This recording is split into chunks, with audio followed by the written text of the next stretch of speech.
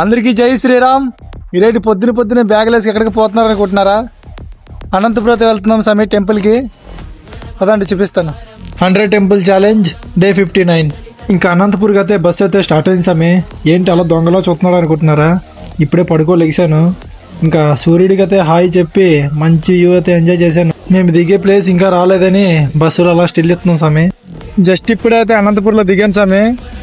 మా వాళ్ళు రిలేషన్ ఎవరో వస్తారంట బండి వేసుకొని. ఇక బండిలో అయితే వెళ్తాము టెంపుల్ దగ్గరికి. అయితే వెళ్ళే దారిలో చూపిస్తాం చూడండి. మా ఫ్రెండ్ వాళ్ళ అన్న అయితే వచ్చి బండి అయితే ఇచ్చేసాడు సమయం మాకి. ఆ స్వామికి అయితే పని ఉన్నదంట.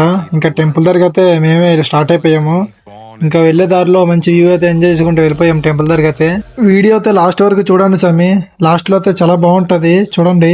ఈ నేల మీద నడిచిన మనిషి. ఇంకా రాధాకృష్ణుల దర్శనం అయితే చేసుకొని ఈరోజు డే 59 అయితే కంప్లీట్ చేశా. జై శ్రీరామ్.